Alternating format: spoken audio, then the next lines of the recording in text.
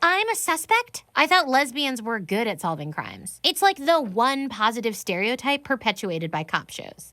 Oh, it gets better. You just eat soggy fries from the takeout container. You have to crisp them in the oven first. I saw you eat a fry out of the vacuum cleaner last week, so spare me. I've had a long day. And... Great. I just hope people can actually think I'm a little kid. Ah, crap. I'm all syrupy. Wait. Here comes more. Narc. White girl with too much money. White girl with too much money. You don't know me. I'm a white girl who's bored. Let's roll. Yeah, that's right. Imagine 2 episodes of this type of so-called humor. But also that he was just another entitled rich guy who might kill someone because he has a tiny dong. That's Velma.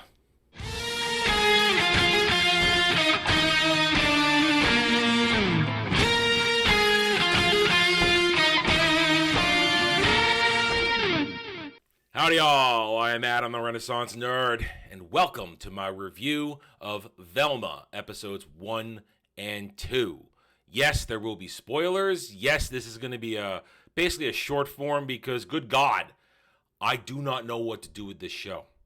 I'm serious. I watched these 2 episodes, and I thought to myself, what can I possibly do with this pile of human excrement? Because that's what it is. It's crap. It's unadulterated crap. And both for the reasons we expect it to be and the reasons that we didn't expect it to be. First of all, this show doesn't know what it wants to be. Yes, it is filled with the woke exposition, the stupid virtue signaling we expect from a project headed by one Mindy Kaling, who is a talentless hack. But at the same time, it thinks it's Venture Brothers. Yeah, that's what it is. It thinks it is the next Venture Brothers, spoofing what was once beloved, except without the intelligence, without the wit, without the creativity of what Venture Brothers did once upon a time. No, those behind Velma believe they're hip, they're edgy, they're cool. We're going to make sex jokes. We're going to hit you over the head with our virtue signaling. But at the same time, as we make fun of everything that you hate in the world, you meaning normal, everyday, regular people, we're then going to take pot shots at our stuff too. So look, we're fair and balanced. Oh, just stop. Just stop. Because you know what? You're not funny. You are not talented enough, because we see right through you. You do not hate yourself. You hate the world around you. You hate the things that everybody else loves. What is Velma about? Well, it is an attempt at a parody of Scooby-Doo and everything that Scooby-Doo stood for. Oh, by the way, there's not a Scooby to be found in this. No Great Danes, although they litter the show with classic Scooby Easter egg. Yay! Aren't you hip because you saw him? Look at us. No. All you do is make me hate you more for even daring to reference Scooby-Doo. Okay, so what is this show about? Velma, played by Mindy Kaling. You know, I'm not even going to get into all the race swapping because it doesn't matter. It doesn't matter. They want us to fall into the trap of, oh, race swaps, that's why it's bad. No, it's bad because it's horrible. The characters are terrible. And Mindy Kaling, even though she didn't write this, she executive produced it, she is responsible for this because they take her lead in this. It's her brand of, I'm self-deprecating humor myself because I'm a brown girl and I'm not a hip, fit white girl, so everybody needs to look down on me. Well, I'm proud of myself, you know, that kind of shit. I'm going to talk bad of myself, but at the same time, I'm going to talk trash on everybody else, and I'm the smartest girl in the room, so you have to like me because I know how bad I am, but I hate everybody else around me and they're worse, so you have to like me. That's basically who she is. It's Mindy Kaling in Velma's body.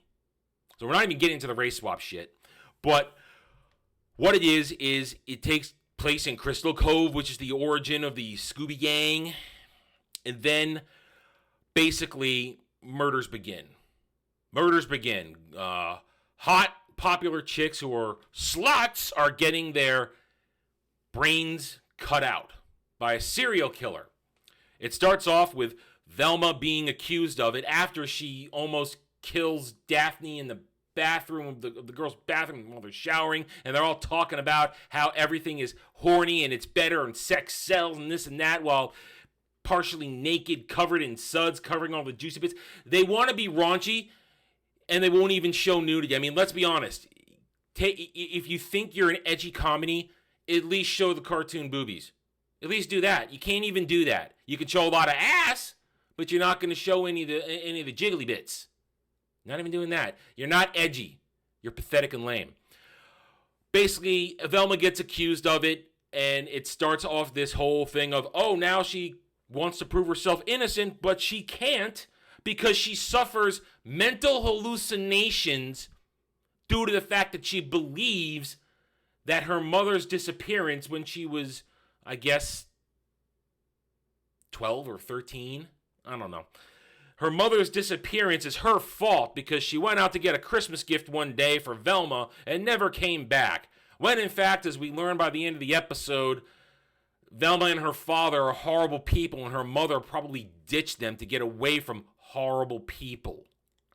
Oh, but Velma, she's so self-aware. You have to like her. No, I don't. I hate her. I hate Daphne. I hate Fred. I hate Norval. Yes, they call him Norval. Yes, that is Shaggy's real name, Norval. But it's just stupid. Because he can't be called Shaggy because he's making it very clear he's anti-drug culture. And he's in love with Velma, who's in love with Fred, but also hates Fred because he's a rich white dude. But she then hates Daphne because they were best friends, but Daphne got hot and made off with the popular girls later. But then everything's building up, and I'm going to spoil this right now. This whole 2 episodes are a build-up so you can have Daphne and Velma make out at the end of episode 2. I shit you not. Everything is gay. This whole show is about gay in the end. It's about making sure you can hook up Daphne and Velma because Fred is a silly rich white boy who hasn't hit puberty yet. Yes, that's the joke. Because then Fred gets accused of the murders because he tries to buy off Velma, but it looks like he's going to stab her. But he's an incompetent, can't take care of himself rich white boy who hasn't gone through puberty yet, so he's got a tiny wang, and he's so insecure that that's why he's killing people, but he isn't. He is actually innocent. But Velma thinks he's guilty because he's just terrible. But then she thinks, oh, he's not. Maybe I misjudged him, like I misjudged Daphne, so now we're going to be gay together. But then Norval, as I said, he's hopeful that Velma will return his feelings, but she can't because he's hopelessly in love with her and he's got fantasies and he's a YouTuber. I mean, they even make him, he's a nerd who likes snacks because they're making fun of how Shaggy always used to like to eat, but he ate because he was a stoner, and now he does a snack review channel. If it sounds like I'm all over the place, it's because that's what this show is. It's all over the place. And the whole mystery of who's killing the popular sluts kind of pushed to the wayside so we can have zany adventures where first Velma needs to get over her delusions or her hallucinations that give her heart attacks, but she only can get out of it when she laughs. And they use that moment when they discover that to make fun of Norval's feelings for her. But then when she hallucinates later and she can't be made to laugh, she gets out of it when Daphne tongues her. Yeah, just letting that settle in for a second. And then Norval gets his heart broken when he's ready to be himself and woo her finally instead of pretending and trying to get out of the friend zone and this and that. But they make fun of everything in poor, silly ways. As I said, this show thinks it's Venture Brothers. It thinks it's on the level of the wit and creativity that Venture Brothers parodied all that stuff. It thinks it's that, but it isn't. It's in the gutter. It's pathetic. It's sex jokes. It's let's have Daphne and Velma go on a zany adventure here where Daphne turns out to be a drug dealer because she wants to make money so she can hire a private investigator to find her birth parents. Yeah, because guess what? Daphne, she's an adopted redheaded Asian girl whose mothers are a couple of terrible police detectives that are gay together.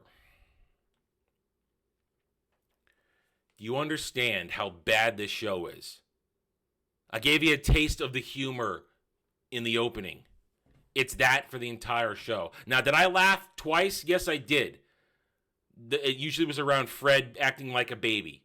They even try to mock that they call everybody the man from Germany in the 1930s and the 1940s. They even try to mock that, but they shamelessly try to self-own themselves, but they do it so horribly. They realize it's basically a sorry, not sorry.